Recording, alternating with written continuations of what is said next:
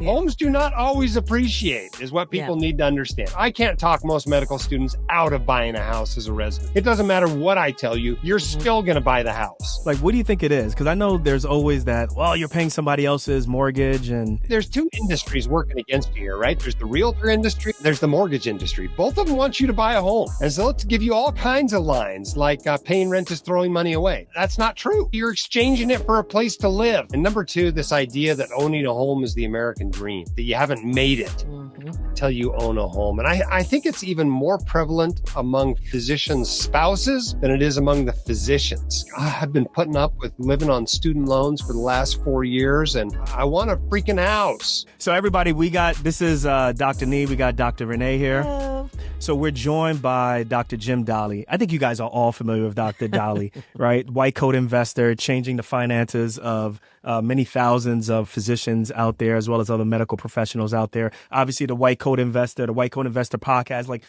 you don't need me to introduce you, Jim. Like, everybody knows you. So let's jump right into this, right? Because this episode is very kind of you. I don't know if it's true, but it's very kind of you.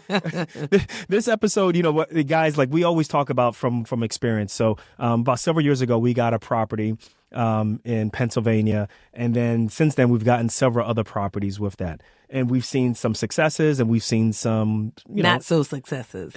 I wouldn't go as far as saying failures, right? Because we haven't failed. Right. We haven't failed, but they're just not as successful as we would like it to be. Exactly. And with the current administration, with the way in which interest rates are going up, things have changed, right? When we were doing it back in, and when you were doing it, we're talking about the late or the early 2011s, 2010s. We're all probably 10 plus years into it now. The game has changed. Interest rates are close to 7%. Yeah. Student loans are through the roof and so forth in terms of, interest rates. Let's talk about, what's on the ground. So you were telling us about how White Coat Investor was your backup plan. Well, then I had a backup plan to White Coat Investor. I mean, my main plan, when we wrote a financial plan as a resident, the plan was for me to practice medicine. And actually, I did all our projections with me making $225,000 a year, because that's what emergency docs were making back then. That was the plan. And that plan was working fine and would have worked fine even if White Coat Investor had never made a cent. Okay. But, I got all excited in 2011 about passive income, about a side gig, and yes, I felt very passionate about the White Coat Investor mission. I'd already been doing that for 4, 5, 6 years online on various online forums, but I decided I want to start a business doing it. And my goal was very modest. It was, I wanted to be making $1,000 a month within a couple of years. And if I didn't make that goal, the backup plan was actually to just go start a direct real estate investing empire. So, we never got beyond one property, and it was an accidental rental. All my other real estate investments, and about 20% of our portfolio is real estate. All of my other real estate investments are passive investments. They are syndications, they are private real estate funds, they are, VNQ, the Vanguard real estate ETF. So I've opted to put my active time into White Coat Investor rather than a direct real estate investing empire. But I certainly thought about it, and I even think about it still from time to time. And then I got to remind myself, Jim, I'm trying to simplify my financial life. Don't do it. And I don't know if you've listened to our podcast lately. We try to give really direct information. So I'm going to ask you straight up. Is syndication a bad word right now? I've never been a huge fan of syndications because the minimum investment is high. It's typically $50 or $100 or $250,000, and you only get one property. So when the property goes bad, you got a lot of money in that property. Even if you're, a multimillionaire, $50,000, $100,000 is a lot of money. So if you want to be in the private real estate investing world, which I think is perfectly fine, it has lots of advantages over public real estate. I think funds are better for the vast majority of people. You've really got to want to be able to do the due diligence on that single property before buying it to be interested in a syndication rather than a fund that's going to get you 10 or 15 different properties for your $50,000 or $100,000. Yeah, because I've seen online, I've seen, Reddit has kind of revolutionized a lot of things, right? In essence, it's kind of made it less, I don't want to say made podcasting less relevant, but it really gives a direct voice to, folks who are willing to go out there and kind of student doctor network, what's going on out there, if you know what I mean. Anybody who knows the reference, you can really get out there and kind of have a voice out there. And I'm just very interested in like the bad stories about syndications. And I just remember, there was a lot of investments. We got approached by several companies in the past and so forth. But I'm just really interested in the public sentiment about syndications right now. And I think, one of the things, particularly for the young doctors who are out there right now, because obviously we are just recording right after match day, right? So you got a whole host of young doctors who are transitioning to becoming residents. They're going to be used to getting a certain amount of money that they've never had before. There's going to be maybe a little bit of some lifestyle creep from being a med student to now having some cash and so forth. But basically they're going to be targets, right? Whether it's some type of financial product or some type of real estate product. What's the advice that you're giving to these students, or actually to these medical residents who are maybe in a high cost of living area, are considering, hey, should I just get like a, should I rent? I'm living in New York, or maybe I'm living in Cali, or I'm living in Atlanta. Should I rent? Or, should I just get like a duplex? But with these interest rates, I mean, it's hella high. Right. What's your thoughts on that stuff? I mean, the truth is, the right answer, if you're not going to be in a place for very long, historically, is to rent and not buy, right? If you look at the historical data, you got to be someplace 3 to 5 plus years for it to appreciate enough to overcome the transaction costs of buying and selling. And residency tends to be 3 to 5 years long. So it's always been a gamble to buy as a resident. Now, there are times when it pays off, right? In the last 5 years, it's mostly paid off.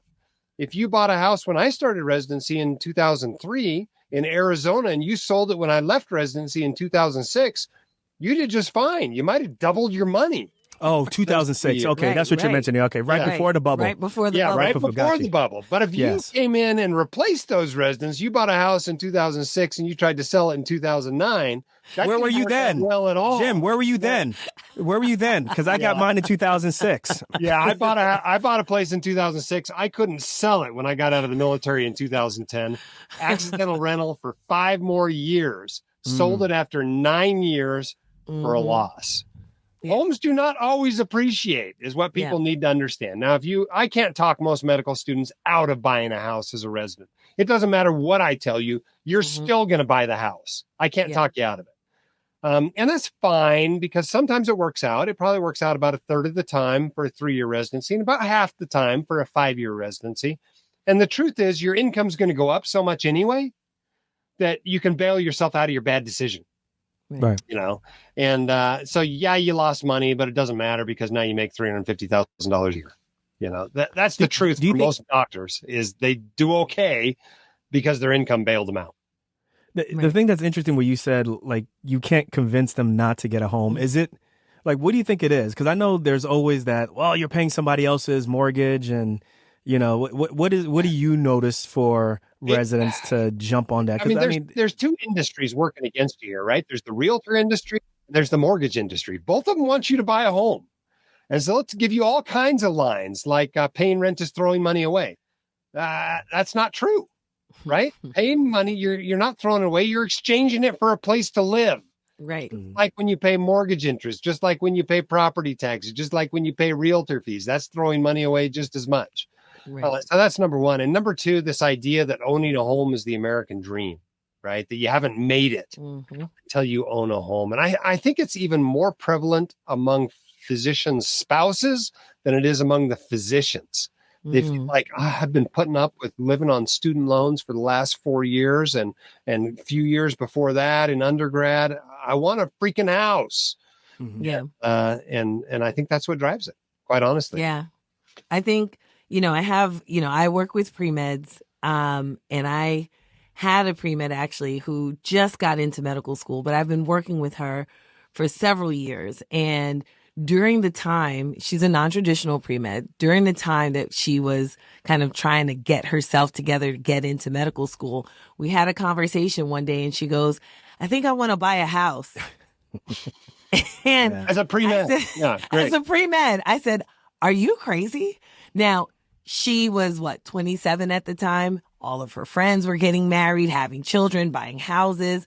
And I said, your trajectory is not their trajectory. And you can't, this is apples to oranges. So the other day when she got into medical school, we just had a conversation on Friday, and we absolutely laughed about that previous conversation about her getting a house.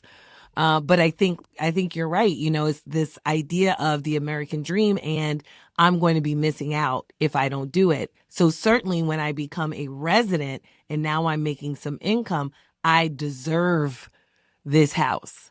So it's just very interesting. The other thing people don't realize is you can rent a house, right? You don't have to rent a 1-bedroom apartment. Right. You don't have to rent a studio. You can rent a house with a backyard that you can put your dog in, and, where the kids can have their own playroom. You don't have to buy it. Houses are available for rent. And people just don't think it through. They're like, oh, well, the mortgage payment is less than rent, so I must be coming out ahead. They forget all those other expenses of home ownership. And until you've owned a home or two, you don't realize that sometimes you got to spend $14,000 replacing the roof. Right. So I want to move to where you're at, because how are you getting it for $14,000?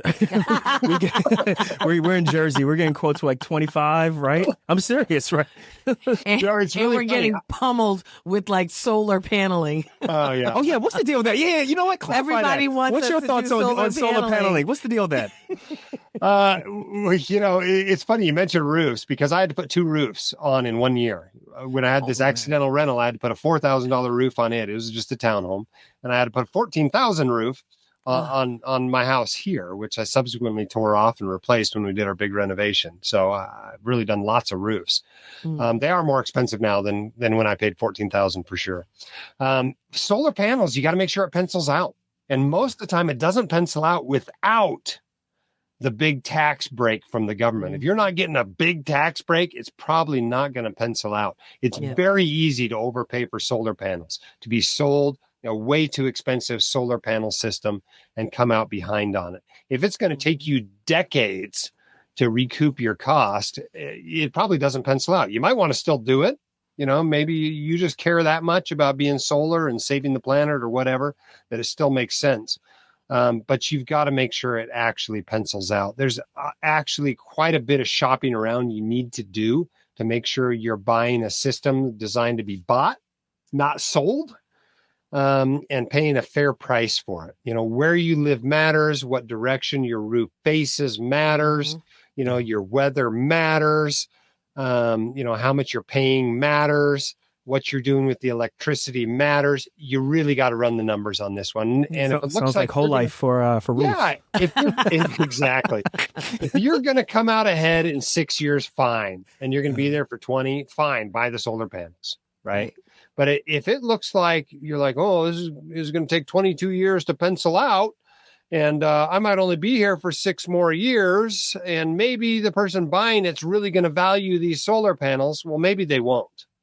Right. And so don't expect that you're going to get the money out of the solar panels you're putting in. You really need to get the money out yourself while you own the home, not count on being paid more from the next buyer. Yeah. So, a lot of what we're discussing, I'm basing it off of the article that you put out back in March 14th. The most common questions I get asked by young doctors. We'll put it in the show notes. Really good article that you wrote. So I'm going to take a moment to be vulnerable and kind of talk about, what's going on with us. 2-physician couple, right? Renee, OB, I'm trauma surgery. We podcast, we have other businesses, but we also have a real estate business that we're pretty proud of, right? But also at the same time, there's a lot of work that goes along with it, right? There's a lot of bookkeeping that you have to keep up with. The second job aspect of real estate investment. Right.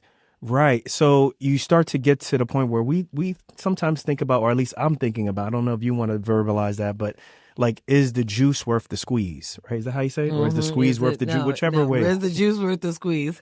Right. So, we're investing, we're index funding our way through this. We also have stuff that's invested in, we're using, real estate, in Vanguard real estate funds, so we have investments in there. We have a syndication, but keeping track of all of that, like you said, is like a second job in itself. Yeah. When you are talking to let's say like young attendings or even mid attendings with the way how things are now, like what kind of advice are you giving them? Because there's always this craze of, yeah, you're a full-time doctor, right? And then you still got home life. And then you also have these side hustles.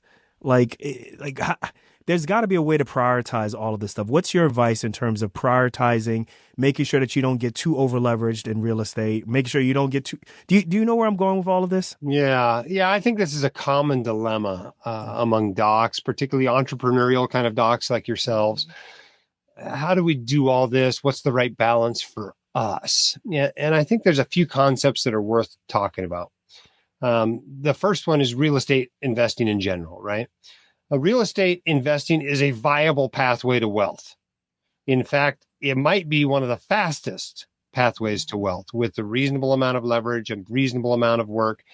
In fact, I think maybe the fastest way to financial independence is actually to come out of residency, do all of your physician work as a locum tenens, and put all the money you can scrape out of that you're not spending, because hopefully the locums company is paying for most of your living expenses.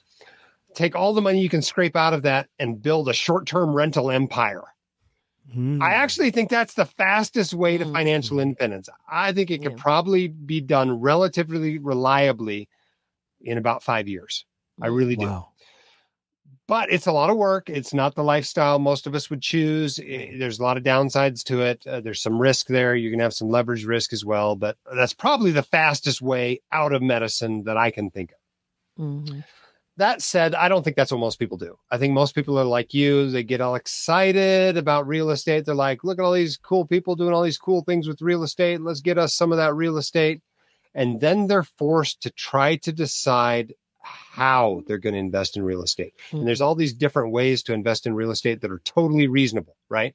At one end of the spectrum is VNQ, right? It's the Vanguard real estate ETF, right? You're buying 120 or 140 companies, all this publicly traded real estate. You're very diversified. It's very liquid. It's very passive. It's very easy. Right. At the other end of the spectrum, you're buying properties with nothing on them, and you're getting permits from the county, and you're building the place, and you're renting the place, and you're managing the place. And, when you decide to sell the place, you're exchanging it for another real estate, property. And, and there's all this other stuff in between, private funds and syndications and turnkey properties and short-term rentals and long-term rentals and all this stuff in between. The most important thing is to match you and how you want to invest in real estate to where you fit on the spectrum. And in my case, because I'm a busy guy, I'm doing white coat investor stuff. I'm still practicing medicine.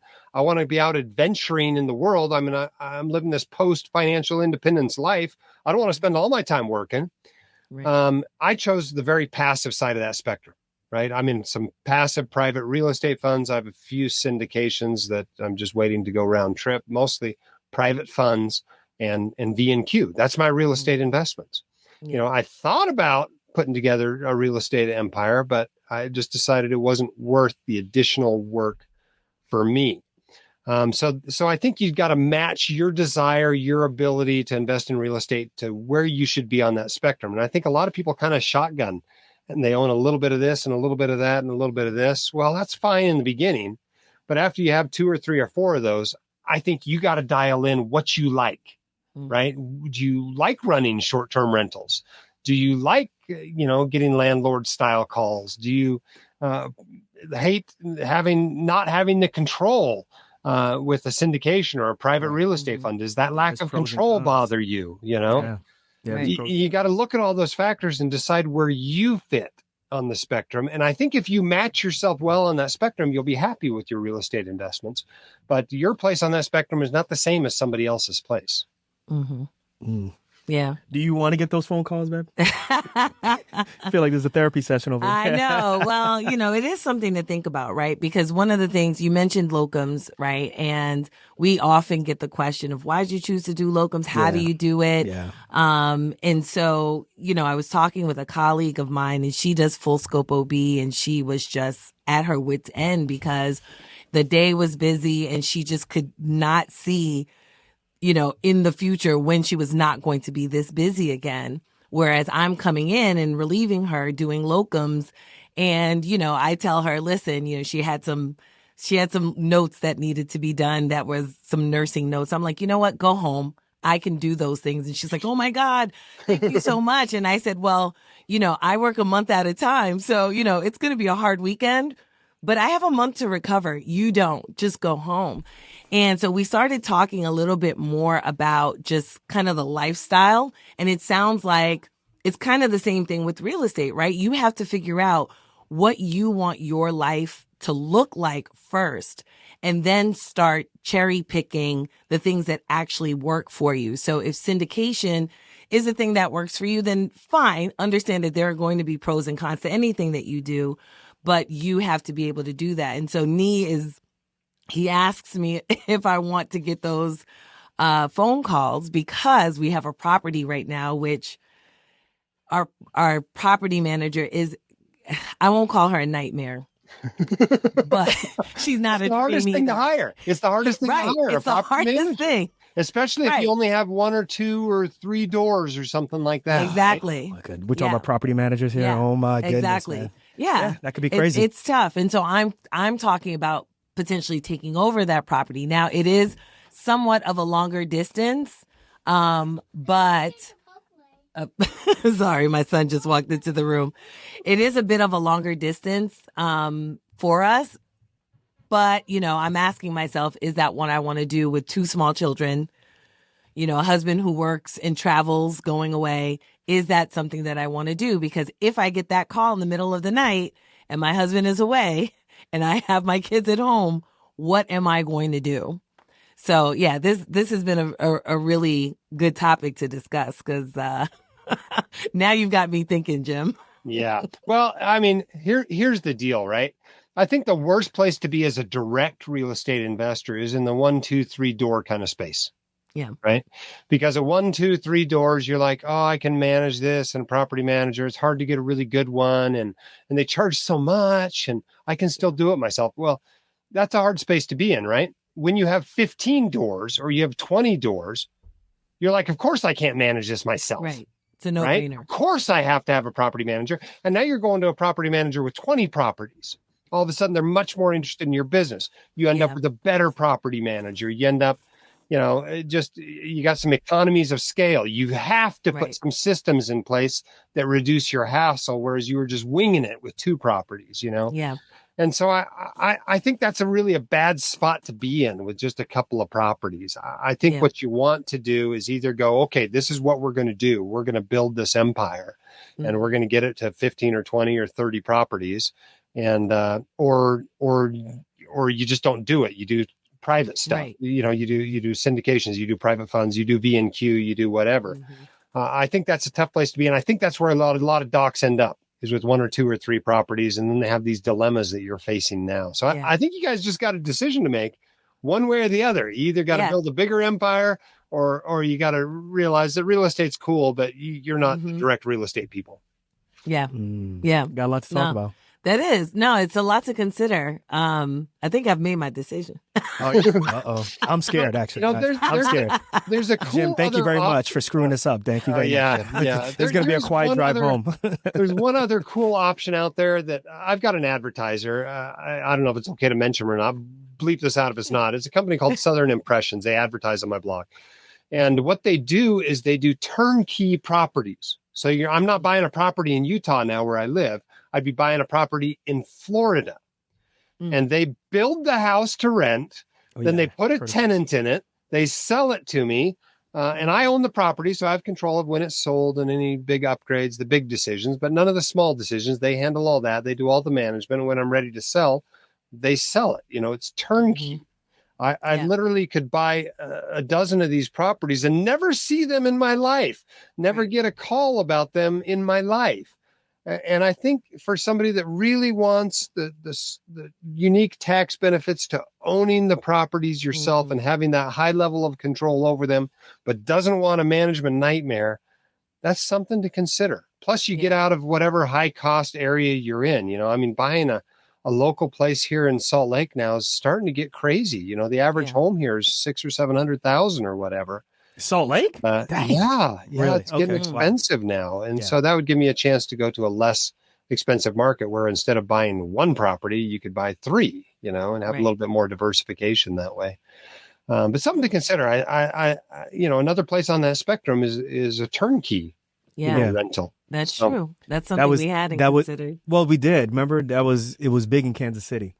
Oh, right, it was big. Like several years ago, we were looking in Kansas City. Yeah. That was one of the big places. And in Nashville, Tennessee also. Mm-hmm. We went to med school in Kansas City, so we were really aware of the neighborhoods really well. Right. Mm-hmm. And then several years into it, while we were attending, we noticed that we started getting people were saying, yeah, we'll rebuild this property. Right. There was neighborhoods that we used to rebuilt his property. They rebuilt my property where he rented. Man, it was bad, but it was cheap. It was like 200. How much was it? 200 something. Your rent was $300. $300 a month. This was what, 2006? Yeah, 2000. Yeah, 2006. Ending 2006 is when we left. Yeah, and the rent was $300 for a 2-bedroom, 1-bedroom apartment, something like that. It was bad. Yeah. The tricky part about rentals like that is your tenants, right? Yeah. You have tenants that can only afford $300 rents. Right. That's a different person than you might get $1,500. Yeah. But this landlord, he was smooth with it. He was able to keep this house within the med school for decades. Wow. So, I don't know how many people defaulted before I did, but I can imagine though, they're getting a guaranteed check, a guaranteed refund check. They're using that to pay him and so forth. But I'm sure he had to chase them down a couple of times, but the profits could have been that high. I'm sure he owned that property for a long time, but rest in peace, Mr. Fontana. He was a good guy. Yeah.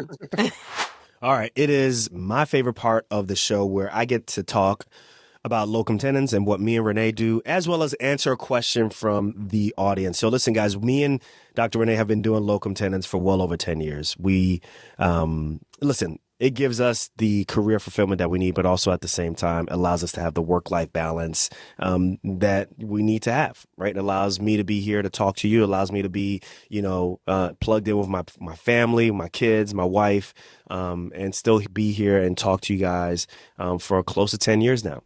So listen, let's answer this question from Dr. Kevin. Dr. Kevin is a full-time locum tenens emergency medicine physician, and this is what he writes. I love the flexibility of locums, but since I'm not employed by a hospital, I don't have benefits. This is real. Should I really be thinking about disability insurance right now?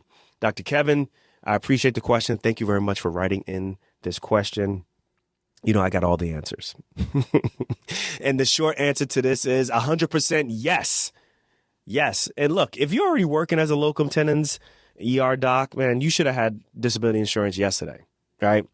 So let's get to the point. Like, one of the biggest misconceptions I would say about disability insurance right now, if you're listening, is that you can worry about it later, right? I'm going to worry about it later. I'm going to take care of it when it comes up. And later you can put whatever time interval on it. But it's a big deal, right? Because especially as a locum tenens doctor, you are your own safety net. Right? Like, there is no HR department if an issue occurs. There's no benefits package, right? Part of the reason why you get paid so well is, there's no benefits, right? So you have to purchase benefits on your own, right? And there definitely is not any type of employer-backed disability coverage. I'll be very honest about that. And even the employer-backed disability coverage that you have is not very good. Like, even if you are working as an employed doctor, you should have your own private type of disability insurance. And that's real talk, right? So if something happens to you, an injury, an illness, a burnout related condition, and let's be real, that happens more often than you think. And let's say you can't work. Your income stops. That's it. There's no salary that you get to depend on. There's no work. That means there's no pay, right? So that is where a private disability insurance plan comes in. And also, if you're looking for a private disability insurance plan, like, you got to make sure that it's true own occupation policy. I'm going to say that again. Make sure it is true own occupation policy. You want to be sure that when you're looking at a plan that it says that lingo in there, right? And that means that if you can't work, I'm going to be honest, if let's get to the real. Let's say as an emergency medicine doctor, or let's say you're an anesthesiologist, if you cannot work in that specific field, right? Or even general surgery, right? I'm a general surgeon. If I can't do general surgery anymore, but I want to do something else, that means I'm still going to get paid, right? And that's a really big deal, right? There's a lot of fine language out there that is meant to trip you up. But if you have true own occupation, disability insurance. That means that you can do other things if you can't work in your specific field, right? And since you're a 1099 contractor, I got a little cheat code here, right? Your premiums may be tax deductible as a business expense. So not only are you protecting your income, you're being smart with your taxes also. Now, that last caveat, I'm gonna be honest with you, make sure you talk to your tax professional about that. Make sure you talk to your financial advisor about that. They may give you some additional or a different type of advice. So it's super important that you run that by them first, okay? So, look, disability insurance, Dr. Kevin, it's not about fear. It's about financial responsibility. You've worked hella hard. You've worked way over 10 years to protect this career, to build this career, excuse me. So protect that income at all costs, right? It's super important, right? So I recommend, if you're looking to get disability insurance, listen, I'm telling you right now, I recommend you work with Jamie Fleischner with Set for Life Insurance. All right. We've been working with her personally for over 10 years. She helped me and Renee get rid of our really expensive disability insurance and get to something that was way more cost effective and actually had better coverage. And that actually was the biggest start of us paying off our student loan debt, was us first realizing that, hey, we're paying way too much to disability insurance as well as to whole life insurance. Let's get something that's way more economical. And, 3 years later, we paid off over almost $700,000 of student loan debt. So we know a thing or two about working with cost-effective disability insurance. Super important. So I recommend Jamie Fleischner with Set for Life Insurance. She specializes in coverage for doctors, especially independents like you and me. All right. So there's no fluff in what she's talking about. It's just honest advice.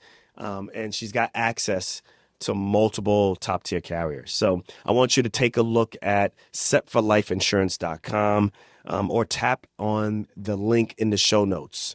All right. To set up a free, no pressure consultation with her. All right. Super important. And remember, this is Docs Outside the Box, and outside the box doesn't mean unprotected. Dr. Kevin, thanks for writing in. Hey, let's do a little quick change real quick, because I want to talk about some of the current policy impacts on student loans, because there's some changes that are being proposed. If I was a med student right now, or if I was a resident, I'd be a little bit nervous as to what decisions to make and so forth. So there's proposals to possibly end PSLF, possibly proposals to put caps on loan forgiveness. Man, what a time. You have no idea. This changes like literally weekly. Yeah. A few years ago, I found this so hard to answer these questions coming in from regular listeners and readers on my blog that we actually started a company. Yes, I saw that. Advice.com, because I'm like, I cannot answer your question in a 30-second email response. You need an hour with an expert in a spreadsheet. And so we hired somebody who actually made this his career. This fellow by the name of Andrew Paulson, who runs this for us. And that's what he does. He meets with literally hundreds of docs every year and helps them walk through this stuff. And so he just sent me a message yesterday. This is literally yesterday. I got this at 12:43 p.m. yesterday.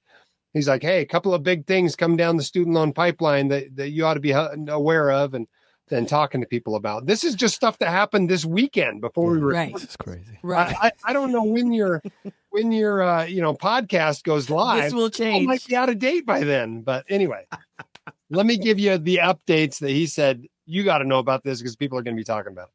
Here's the first one. The SAVE plan has been, it's been about dead for the last few months, and it's even closer to being nearly dead now. SAVE is going away. It was too generous. It really was a nice program for borrowers. I can't express how nice this would have been for doctors, indebted doctors, to have access to for decades. But as a taxpayer, I go, man, that's awfully nice for doctors. No surprise, this one's going away. It was an IDR program where basically your loans no longer went up in value in residency, even though you basically weren't making payments on them. So that thing's going away. What most people are probably going to end up in is the new IBR program. Okay, income-based about that. So repay, pay, save, probably all gone. They were all, it's interesting. You got to think about this stuff from the perspective of how did it get put in place? Did it get put in place by executive fiat or by an act of Congress? And if it went through an act of Congress, it's much more likely to be long-term. Okay. So IBR went through an act of Congress, and that's why that's probably what we're reverting to. All the other stuff was, that was an executive action. PSLF also went through an act of Congress. So it takes an act of Congress to get rid of PSLF. President Trump can't just sign a paper and PSLF is gone. That's not how it works. Right. And so I think that's an important thing to recognize. So that's the save's probably dead. But if they're talking about it, that particularly with PSLF being the major thing that a lot of residents are relying on, even attendings are relying on, it's just it's scary to be hearing that. Wait, you're talking about this? Like I've already started PSLF. I'm 2 years in, or I'm 3 years in. Like, so what does this mean in terms of which residency, or excuse me, what job am I going to take? Can I take it at a for-profit hospital, which most people probably aren't even thinking about? But these are things.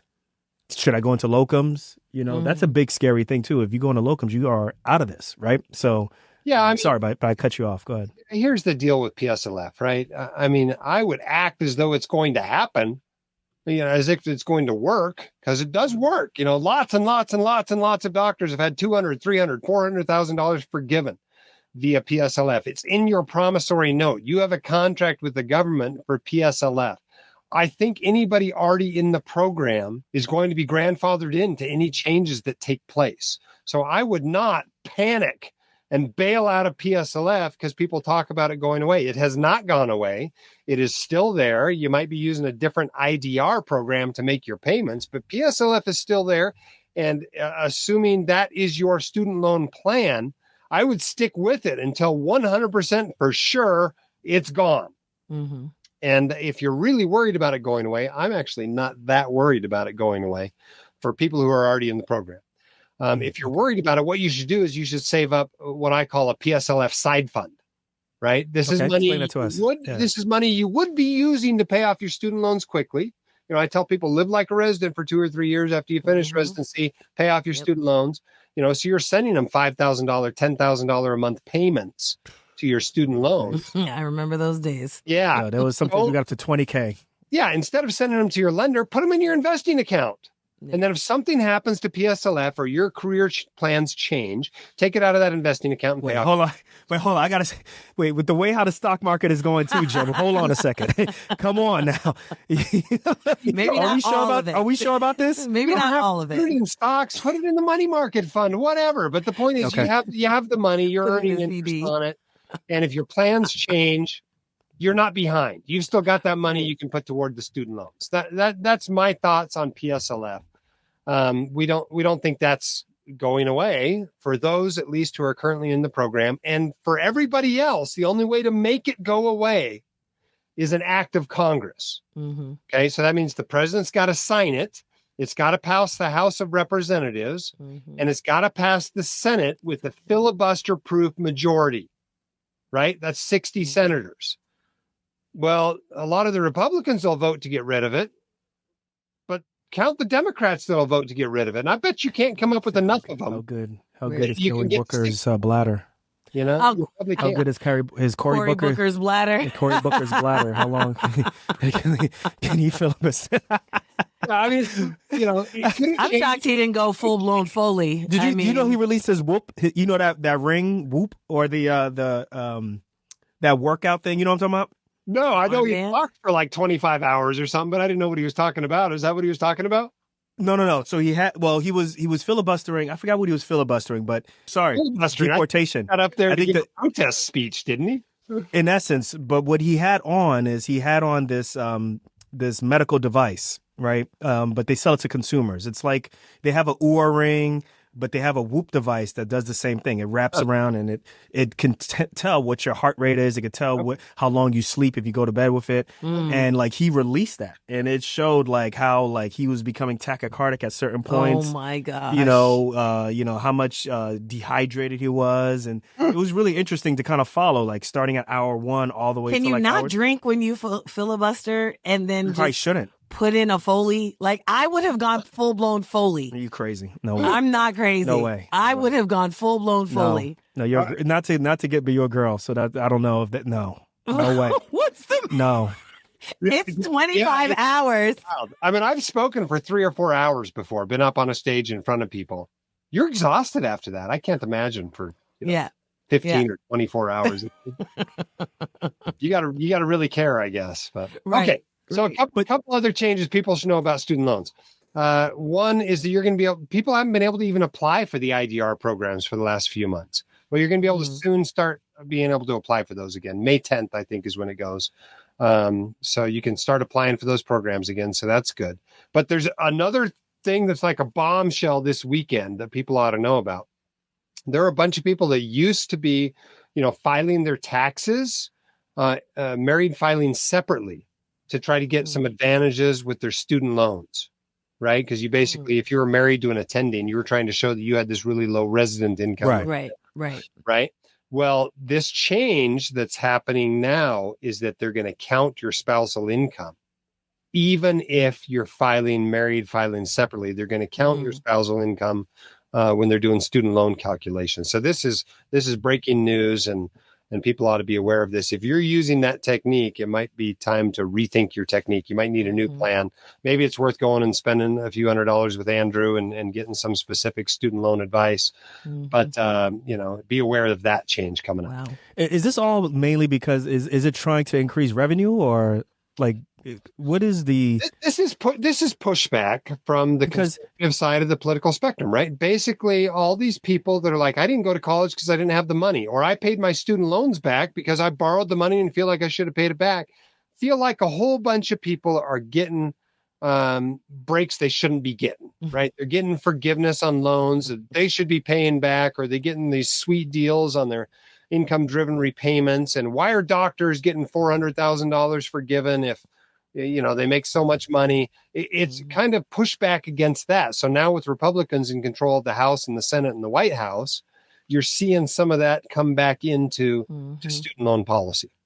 Yeah, because I find it, because I wonder is our doctors just part of like the mass casualty? Is it like just you're just part of the fight to? Yeah, I don't think it's not because we're such a small percentage. Yeah, right? Yeah. It's not. I mean, you see it, the administration's sending all these mean letters to Harvard. That's what I was reading in the news this morning. Harvard's like, we're not going to do what you want us to do. Yeah. I saw that. That's a lot of money. $2 billion. In our country, there's a bit of a, we have a culture war going on. It's a culture war against coastal elites, educated people.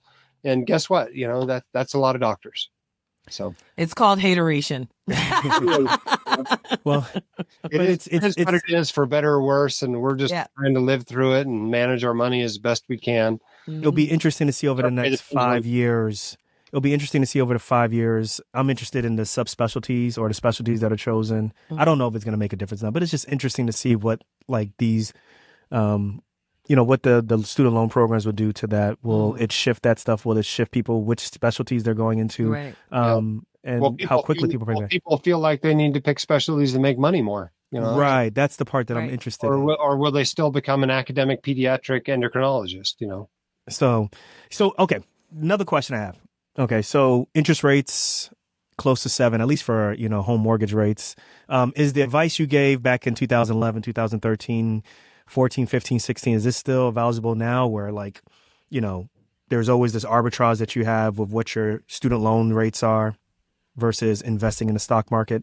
What are your thoughts now? Have you changed any of that dogma at all? Well, I don't know that I've really changed much of what I talk about. I've always talked about how this is an individual decision and it's very interest rate dependent, right? So maybe for somebody early in their career, maybe taking some additional leverage risk in their life is a reasonable decision to help them meet their financial goals, and they've got a mortgage at 2.75%. Well, shoot, maybe it makes sense for them to invest with additional cash they have rather than pay off the mortgage.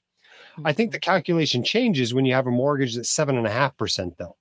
7.5% is a very attractive guaranteed return for an investment, right? And if that's what you can get by paying off your mortgage, well, that might be worth doing rather than investing that money. So in that respect, I think interest rates have changed. Obviously, people's personal situations and personal lives change. And over the years, maybe carrying that debt's not so necessary so much for you to meet your financial goals. And it's time to, drop a bomb on your mortgage and get rid of it. We paid off our mortgage in 2017. It was a 2.75% mortgage. At that time, money market funds were paying 1%. Right. We were Right. coming I out feel of like when you bought your house, it was like black and white. Like, how long ago was damn 2 point something percent? What was no, I actually Were you sending the beeve off to school? exactly. Gee, Wally. It feels like that. I mean, I rode my dinosaur to school and it was uphill both ways, you know. But we actually didn't get 2.75 when we bought it. It was before you could get that when we bought it. We refinanced into 2.75. nice? But Nice. That's a great. Yeah, it's a you know, great interest rate. it's you know, if you've got people don't even want to move now that have those sorts of interest rates. They're like, I can't move. I can't afford the new mortgage. afford it. You know. And so, you know, as the years go by, people are going to have higher interest rates for sure. Eventually, those mortgages either get paid off or people move or they refinance them or whatever. But for those who have them, man, it makes a lot of sense to borrow money at 3% and make 4% in a money market fund, or maybe make 7 or 8 or 9% in the market. You know, it makes a lot of sense. But that's a very individual decision of how much debt to carry and when to pay it off and what you do with your extra money, whether it goes toward investments or paying off debt. Yeah. I think a lot of variables there. And I wouldn't say there's one right answer for everybody by any means. Yeah. I think it's kind of the same thing that we were talking about before, right? Where you have to figure out what works for you. For me, and for Nee, when we were paying off our student loan debt, we did get a lot of questions as to, well, why pay off the student loan debt when you could be investing this money? And for me, it was just, I don't want the psychological burden of owning this or of owing this student loan debt. Like, it was just way too much. And I think that that's the factor that a lot of people don't necessarily consider when they're just looking at numbers and saying, hey, this is what you should do because this is what makes sense. It's like, yeah, but how successful am I going to be at doing that if I have this other thing that's just eating away at me? Right. Well, there's more to it than that, Renee, too. I mean, you make different career decisions when you don't have that debt. Right. You take more chances with your business when you don't have that debt that then pay off. That's a good right. point. I mean, Exactly. we paid off our mortgage was our last debt. We paid it off, I think, 2017. I think it was the summer of 2017. And we haven't taken out debt since, right? We don't miss it. Mhm. We can always go out and get another mortgage if we want to. Right. We don't miss Right. it. We're not going back to get it by any means. And Yeah. so there is this whole other way to live. And we have definitely taken business risks we would not have taken if we still had debts. Right. And they paid off. So it's not just a simple looking at your projected rate of return and the interest rate on your debt. There's more to it than that. Yeah, that's that gray absolutely. zone. That's that gray zone of how you live, of Yeah. who you are, like what your ethos is. Mm-hmm. That when you look back in 20 years, you're like, oh man, like this is the decision that we had to make. Like part of the decision that we made, one of the decisions we made was to leave our employed job while she was pregnant and to start doing locums. Mm-hmm. But 90% of that was based off of we had paid off the student loan debt. Yeah, we're very close to several months before Yeah. that. So we just said, look, Mhm. we You just don't felt wanna be employed. empowered to make that decision. Right. The Right. finances you had flexibility that you didn't have Yeah. before. So But how do I put that in a spreadsheet to somebody else and say, well, Yeah. this is why financially it made sense to us? It was just like, yeah, why would you leave your job when your wife is pregnant? Right. Like that's nuts, well, Well, it works. I view this, you ask it as a simple question. That's how it usually gets asked. But I view this as probably the second most complicated thing in personal finance. I think the first one is whether you make Roth or tax deferred contributions. Right. But the second most complicated one is invest or pay down debt. There's just so many factors that go into it and so many individual aspects to it. If you think this is an obvious answer all the time, you don't understand how complicated it can be. Right. Hmm. Yeah. I got a question for you. It might be rhetorical, but being a doctor, blue collar or white collar? As a job, what is it? I think it's clearly white collar. I mean, you don't spend a decade learning to do something and training to do something and, 8 years in school and then call it a blue collar job. I think that's a bit of a stretch. I think it's a white collar job. It's a professional job. Now, let me ask you this. While we may think it's a white collar job, what do you think administrators see us as? Oh, yeah. Right? It's like labor. We are labor for the administrators. There's no doubt about that. And here's what they are maybe hopefully slowly learning. If you treat docs like labor, they start acting like labor. This is say why that all the time. I was waiting for you to finish your part, and then Renee jumped in, but I was like, because blue labor, they strike. Yep, Yeah. blue collar people They strike. and they want to be paid to be on That's call right. because I'm working. Pay me. That's it. Whereas doctors maybe 30 years ago were okay being on the ER call list. It was just a duty of being a doctor, and you were on the medical staff, and so you were on the call list. Mm-hmm. And now everybody wants to be paid, and so it means you got gaps in your call list, and That's right. and that has effects on patient care for sure. Absolutely, and the bottom line. Mm-hmm. Yeah, for Well, sure. let's jump into a rapid fire question Q&A on you. These are questions that we normally get from everybody. People write into us, text us, or what have you, and it'll be great to get your opinion on it. So I went ahead and kind of just condensed all these different questions into like just one sentence type quotes. Is it too late to get into real estate with interest rates so high? No. I mean, it's like, is it too late to invest in anything? No, it's not too late to invest. There are better times than others, of course, but sometimes you can only recognize those retrospectively. Mm-hmm. What's the best state for a doctor to own rental properties? Impossible to know without a functional crystal ball, right? Because the really important fact. You did it for 529s? Yeah, well, it's easier for 529s because I can look at all the relevant stuff, right? But I need the appreciation rate for properties in that state, and that's unknown and unknowable. Yeah. So I don't know. I think when they ask that question, I think they wanting to know, like, it's always taxes. Right. I think where's the best place that I can, in essence, do the tax arbitrage and decrease my tax. I think that's always ends up being that's what they want to know. Mm-hmm. Yeah. I mean, for the most part, it's a pain in the butt to file taxes in other states. If you're in a tax-free state and then you decide you're going to go invest in a state that charges state income taxes, that kind of stinks, whereas if I'm in Utah, we have state income tax. If I go invest in Florida, I'm not going to have to do a Florida return because there's no income tax in Florida, but I still have to pay Utah state taxes on that income. So it doesn't necessarily get me out of it. So I don't know that the state taxes should drive a lot of decisions other than if you're trying to keep the number of state tax returns you file down. A couple of years ago, I filed in 12 states. That's a pain, right? I'm like, I can't even figure out what states I got to file in. That's what drove me to actually hire a professional for the first time to file my taxes. Oh, yeah. You've done them always by yourself. I had always done it by myself till then. I couldn't figure out which states I had to file in. Yeah. Is this because of all the speaking fees or the this wasn't a white coat investor at all. This was all real estate. Real estate. Got you. They invest in 8 states, and you got to figure out, well, do I have income in that state this year enough that I have to file? And it got really complicated, and I ended up filing in 12 states, and that costs money and hassle. So that's the bigger issue. If you want to avoid that sort of situation, will only invest in real estate in states you already have to file in, or in tax-free states, or in states where they do a composite return, and they just pay the taxes for you. The investment pays the taxes for you to the state, so you don't have to file a return there. But that can be complicated for sure if you're investing out of state in real estate. Mm-hmm. So this next question, I just want to preface it by saying, like, we paid off our debt early. I don't think PSLF was around when we were. If it was, we didn't know about it. Right. So what year did you finish your student loans?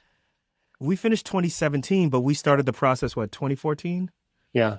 So that was the first year that PSLF would have been available to somebody who got into an IDR in 2007, was 2017. Okay. You would have had to carry your loans for years to get to your 10-year mark, right? Right. So that's the question I want to ask you. If someone came to you and said, like, knowing what's going on with knowing that PSLF has been consistent and it's been paying off people's loans, right, consistently from what we've heard so far, is there any reason for someone who comes with $350,000 of student loan debt out of residency, should they avoid PSLF? Should they just pay it off on their own? Or would you always just recommend going into PSLF? Does it make mathematical sense to do PSLF? Well, here's the deal. You can't look at that question in isolation, right? Mm-hmm. The question for the graduating resident, person completing their fellowship, taking a job, right? The question is, does your job qualify for PSLF? If it does, you should go for PSLF. If it doesn't qualify, you should refinance your loans and pay them back. It really is that simple. I mean, if you can get PSLF, yes, it pencils out. If you can't get PSLF, you might as well pay them back. Now, the next question, of course, the follow-up is, should you deliberately take a job you don't want That's what I was going to to get ask. PSLF? Right? That's a key. That's a different That's question. big. You got to run the numbers. I mean, if this thing's paying you $100,000 less than you'd make at the other job, just so you can get PSLF, that's not going to pencil out. Right? I mean, it's like when I was in the military. I left residency in 2006, emergency docs then were making about $225,000 a year. My job in the military paid $120,000. That's what I was making. Yeah. Right. I can pay off a lot of student loans with the difference between $120,000 and $225,000. Right. And so if you're not getting similar income at that PSLF providing job, or you don't otherwise like that job for some reason because you want to be an academic or something, that doesn't make sense to take a much worse job just because it gives you PSLF. Yeah. But if you want the job anyway and it qualifies for PSLF, shoot, go for PSLF. Go for it. Yeah. Yeah. Man, I thought I'd stump you on the blue collar one, but you fought through that one really good. Well, I think establishing that if you're treated like a blue collar, you'll act like a blue collar. Yeah. I think, ultimately it's like, well, I am white collar, but I am acting like a blue collar. I'm unionized. It's kind of the question, right. Answer. So, yeah. But yeah, I mean, I think we're seeing a lot more doctors striking, residents striking, things that I have to be honest, I just never thought that I would see. But well, so many more docs are employees now. Right. I mean, I don't have the exact statistics in front of me, but it's got to be close to 2/3 of docs now are employees. And it's 50% of dentists, I think now. It's a real issue, and we lose control over our jobs. I think this is a big reason why burnout rates are higher, because we have less control over our jobs. We think that doesn't matter as much when we first come out of residency. 10 years out, I think it matters a lot to have control over your work environment and who you work with and how you get paid and how you divide up the money and all that kind of stuff. I think it matters. And I think we ought to push as much as we can for docs to still own their jobs as much as possible. I think it's good for docs, and I think it's good for patients. Yeah, I mean, we love doing locums. We really enjoy it. It allows us to have a certain level of control that, in my opinion, we would not have employed. And it allowed us to do certain things, like take certain risks that I just don't think we would be able to take if we were on the other spectrum. Not to say that the other spectrum is bad. It's just that this works for us. And, in some form or fashion, I do think doctors should have some portion of their medical practice either be as an independent contractor in some form or fashion where they are like directly in control, where they're not employed to have to perform that practice and so forth. So, locums is growing bigger and bigger now. I don't know what's going to happen with private practice. I don't know if there's ever going to be a resurgence with that, with the rate at which these hospitals are purchasing private practices and so forth. But that's kind of where we stand on it. Your thoughts on locums? Will there ever be a time? That's what I want to know. Yeah. Do you think there will ever Is be there a time, tipping point? Right, that there will be more locums than not? Right, because there's always a swing, right? And sometimes that swing could be really like to one complete direction, right? Like, could that happen? I don't know. Yeah, well, this wild thing happened during the pandemic for nurses in my area, right? All of our local nurses went to work as travel nurses in Idaho, and we got a whole bunch of nurses from Idaho that came down to Utah and worked in our hospitals. And basically the incentives just worked that way. They were getting paid so much more to be a travel nurse that they were doing that. And in a lot of places, that's how locums for physicians has worked out. They've treated the doctors that are there locally so badly that they've left, and they got to bring in locums docs and pay them so much more, or pay so much more, to the locums company and the docs in combination, that they're actually coming out behind if they just treated the docs well in the first place. Oh man, the turnover at these places. Yeah, I agree with you. Usually if they need locums for any reason, there's always a reason. Right? It's always a reason, right? And you can always say, okay, from a top-down standpoint, you either didn't appreciate someone, you didn't reimburse them in the way that you should, you didn't give them retention the way how they needed, or, like you said, when you bring in a locums nurse or a locums PA or a locums doc, you have the person who's employed and they're doing the same shift, and this person is bringing in 10 times, 20 times more than what you're bringing in. Absolutely. That could be frustrating. Yeah. Yeah, for sure. Absolutely. So yeah. I don't know that it's usually 10x though. It usually is higher though. Especially when you consider that they're also paying your living expenses.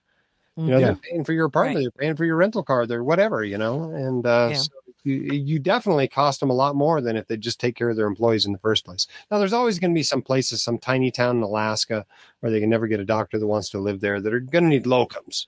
But way too much locums opportunities are coming up just because of short-sightedness of employers. That they have not treated the doctors they could have had long-term. They haven't treated them well, and so they've lost them, and now they have to hire locums because they have to have somebody in that slot. Yeah. Well, to all the, do you have anything you wanted to say? No, I just wanted to say, shout out to Idaho. That's where I did one of my major locums gigs. I was out there for 10 months. Blackfoot, right? Blackfoot, Idaho, about 3 hours out from Salt Lake. And I wonder if any of the nurses that I worked with went out there. Wouldn't surprise me one bit. Wouldn't surprise me one bit. Well, to all the young docs listening, or even the med students listening, I want you guys to take a listen. This is a masterclass on, how to handle your finances while you're in med school, as well as, some of the things that could happen if you're not really paying attention to your finances once you become a resident or once you become an attending. So, Dr. Dahle, is there a way, can you just let people know real quick, what's the best way for people to, I don't know why I'm even saying this, but to even go and find out more about your writings and so forth? Let them know all the ways they can follow up with you, please. Yeah, I mean, all you got to remember is White Coat Investor, right? I mean, that's what the online communities are called. That's what the social media feeds are called. That's what the YouTube channel is called. That's what the podcast is called, and the blog and the website and the book. And, however you want to, learn this financial information, you do need to learn it. Pick the way that you learn best, and we put this information into that format for you. Excellent. Jim, thank you so much for coming on Docs Outside the Box. Anybody have any questions, come on, write in, let us know, and we'll shoot Jim a text message or an email message and force him to answer so we can get an answer back. So let's know about the blue collar, white collar thing, because I think this is a really interesting debate. Right, that was a really interesting debate and stuff. But Jim, thank you very much for your time, man. This was really great. Thank you very much. It's always a pleasure to be with you.